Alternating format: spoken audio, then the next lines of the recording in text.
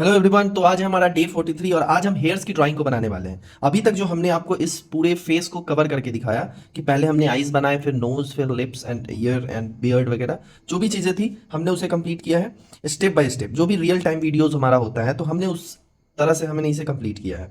तो आज हम कंप्लीट करने वाले हैं इसके हेयर्स को, और हेयर्स के बाद जो भी पार्ट होंगे कोशिश करेंगे कि हेयर्स को इसमें कवर अप करें और वीडियो में लास्ट तक बने रहें ताकि आपको हेयर्स का पूरा नॉलेज हो जाए कि हेयर्स को बनाते कैसे हैं।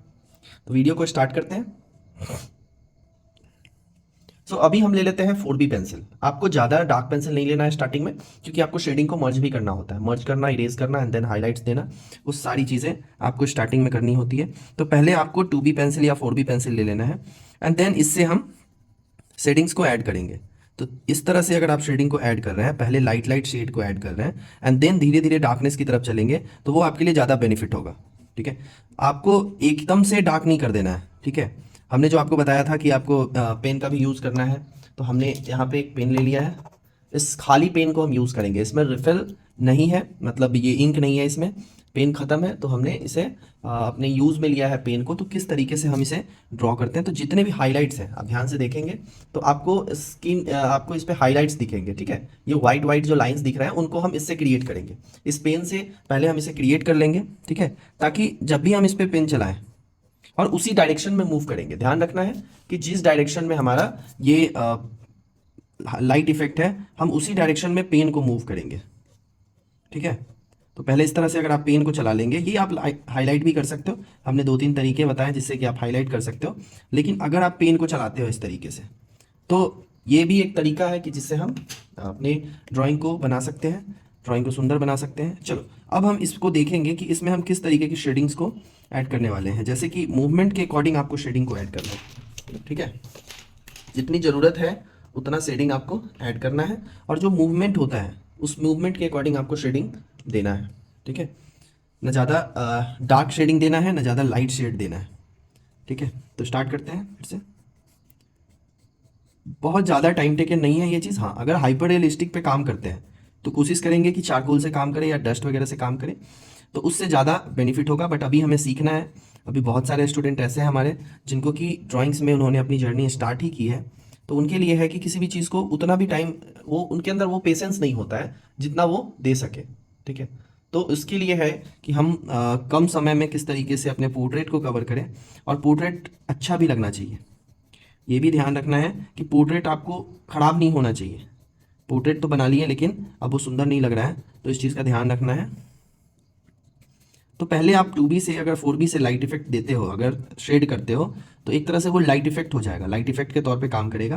क्योंकि डार्कनेस तो हमारा 8B और 8B 6B ये सारे पेंसिल्स देते हैं। तो ये पेंसिल जो है हमारे, वो किस काम से है, लाइट इफेक्ट्स को दिखाने के लिए या हाईलाइट्स को दिखाने के लिए, या फिर कहो तो लाइट शेडिंग जो है उन सबको दिखाने के लिए। तो अगर इस तरह से हमने अगर इसे शेड किया है, ठीक है, तो अब हम इसे मर्ज करेंगे। हमने बताया भी था किस तरीके से टिश्यू पेपर से आपको मर्ज करना है। टिश्यू पेपर आपको यूज़ में लेने हैं, जो भी नॉर्मल टिश्यू पेपर होते हैं उसको यूज़ में लेने हैं आपको। ठीक है, थोड़ा सा फोल्ड कर लेना है, इसको फोल्ड करके यूज़ में लेने हैं आपको। ठीक है, इस तरीके से हमने इसे मिला दिया है। लेकिन अभी आप देखोगे कि वहाँ लाइट इफेक्ट्स वैसे के वैसे ही हैं।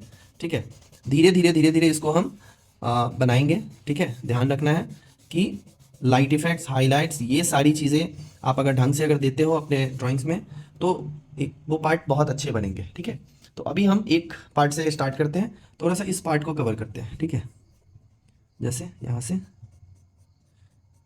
इस पोर्शन को पहले कंप्लीट करते हैं, देन धीरे धीरे हम ऊपर की तरफ जाएंगे।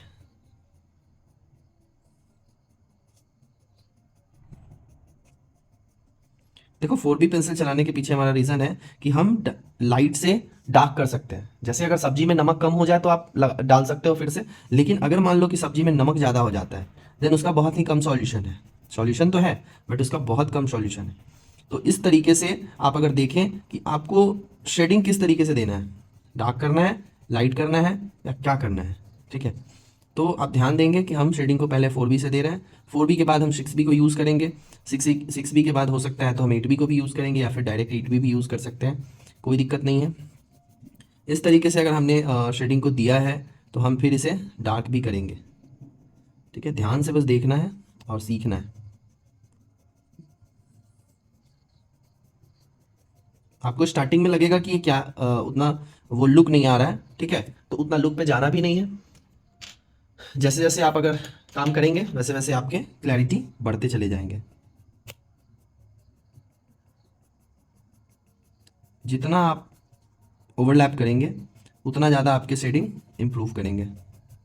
और इन सब को करने से पहले आपको ज़रूर कुछ ऐसे प्रैक्टिस करने हैं, लाइंस की प्रैक्टिस, सर्कल की प्रैक्टिस, सर्कल शेडिंग करते हैं हम लोग, स्पेयर बनाते हैं उसको, ये सारे प्रैक्टिस आपको ज़रूर करने हैं ताकि आपको जो बेसिक है, बेसिक में ये सारी चीज़ें आती हैं और बेसिक से ही आप एडवांस लेवल तक जा सकते हो।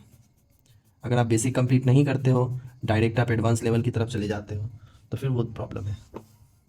ठीक है, हमें लगता है कि हमें 8B को यूज़ करना चाहिए थोड़ा सा।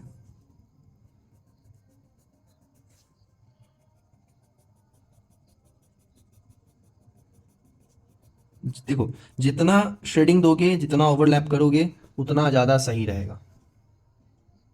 ठीक है, एंड ज़रूरी नहीं है कि हम एक ही बार में शेडिंग दे दें। ठीक है, एक ही बार में शेडिंग अगर आप देते हो तो फिर आपके ड्राइंग्स ख़राब हो जाते हैं और फिर उसका कोई मतलब नहीं होता है। पेंसिल को जब भी आपको लगे कि वो पेंसिल काम नहीं कर रहा है, तब पेंसिल को यूज़ करें, पेंसिल को चेंज करेंगे। ठीक है,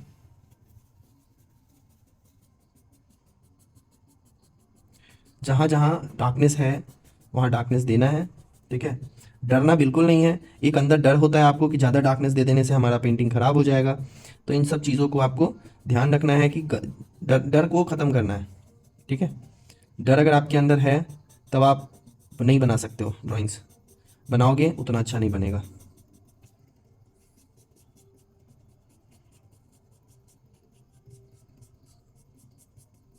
इस तरह से करके हम हेयर्स को कवर करेंगे और ज़्यादा टाइम नहीं लेंगे, क्योंकि ज़्यादा से ज़्यादा आर्ट वर्क करें ये हमारे लिए अच्छा होता है। जैसे कि अगर आप एक ही आर्ट वर्क पे बहुत ज़्यादा टाइम लगाते हो स्टार्टिंग में, जब सीखने की बात आती है तब देखो, जब सीख जाते हो तब आप जितना टाइम लो एक आर्ट वर्क पे, 2-2 दिन लो, 10 दिन लो, कोई दिक्कत नहीं है। लेकिन जब आप सीख रहे होते हैं तब आप एक आर्ट वर्क पे बहुत ज़्यादा टाइम स्पेंड नहीं करेंगे।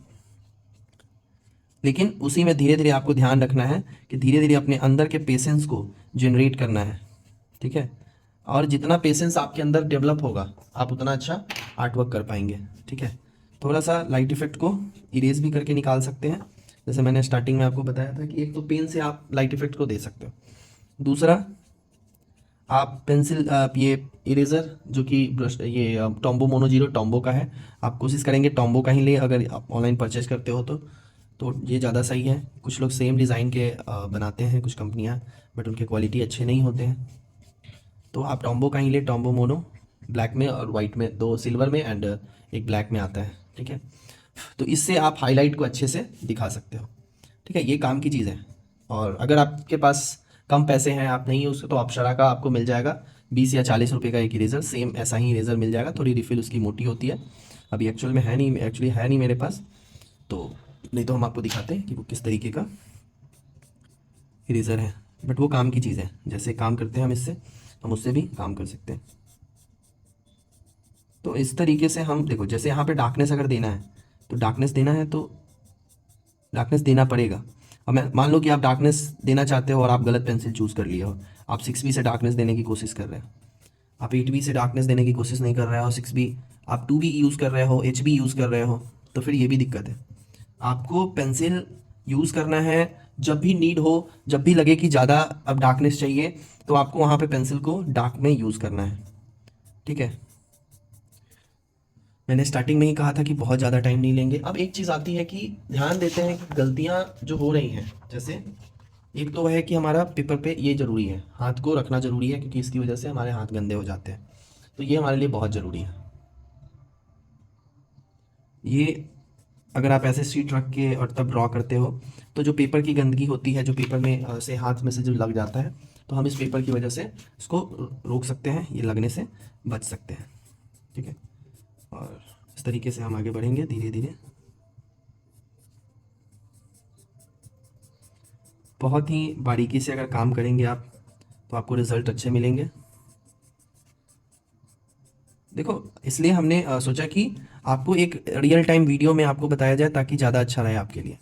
अगर मान लो कि आप टाइम लैप्स वीडियो में देखते हो कि जल्दी जल्दी वो लोग कंप्लीट कर देते हैं, तो कुछ बच्चे को तो समझ ही नहीं आता है कि ये एक्चुअल में यूज़ क्या कर रहे हैं, एक्चुअल में ये कौन सी पेंसिल को यूज़ कर रहे हैं।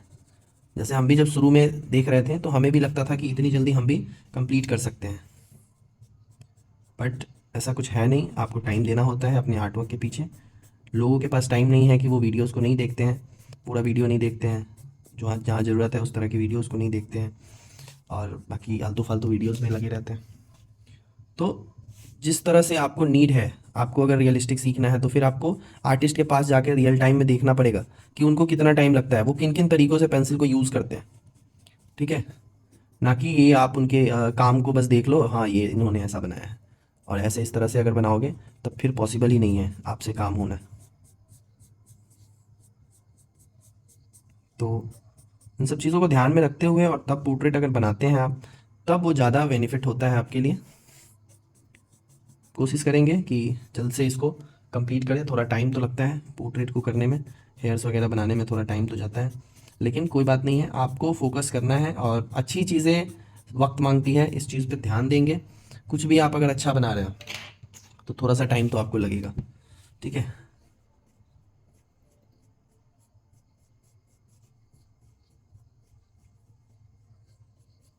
थोड़े थोड़े हेयर्स जो होते हैं वो पसीने की वजह से थोड़े नीचे गिर जाते हैं, छोटे हेयर्स होते हैं, तो इन सबको बस आपको थोड़ा थोड़ा हाईलाइट कर देना है। ठीक है, हमने अपना पूरा 100% नहीं दिया है इसमें। अगर मैं 100% इसमें दूंगा तो ये वीडियो लगभग 1.5 से 2 घंटे का बनेगा। ठीक है, तो अभी जितना हमें चाहिए, जितना हमें सीखना है कि कब कौन सी पेंसिल को यूज़ करते हैं, वो धीरे धीरे आप खुद समझ जाओगे कि आपको क्या नीड है।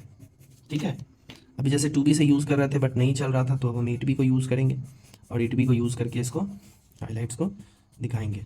तो इस तरीके से हेयर्स को हम अभी ये अगर देखें तो ये पूरा का पूरा कंप्लीट नहीं हुआ है। ठीक है, इसमें अभी बहुत सारे काम बाकी हैं। इसमें वो हाइलाइट्स देने बाकी है, इसमें और भी शेडिंग ऐड करने बाकी है, सारी चीज़ें हैं जिनको कि देख के आप अपने आर्ट वर्क को खूबसूरत बना सकते हो। ठीक है, हालांकि वीडियो अगर आप पूरा देखते हैं तो आप एक बार कमेंट में बताएंगे कि आपको क्या पसंद आता है, किन किन चीज़ों पे हम जब बात करते हैं तो आपको अच्छा लगता है और समझ में आता है। मेन होता है कि आप मेरी वीडियो को देख के कितना सीखते हो और कितना समझते हो, ये इम्पॉर्टेंट है। बाकी बहुत सारे यूट्यूब पे हैं जो लोग सिखाते हैं, तो हम ऐसा नहीं कहेंगे, उनके वीडियोस भी अच्छे होते हैं, अ, देखेंगे, कोई दिक्कत नहीं है। बट अगर रियल टाइम में अगर आपको सीखना है तो आप रियल टाइम वीडियो देखोगे ताकि आपको समझ में आए कि एक्चुअल में कितना टाइम लगता है बनाने में। चलो, तो ये हो गया हमारा एक, नॉर्मली हमने हेयर्स को शेड किया है।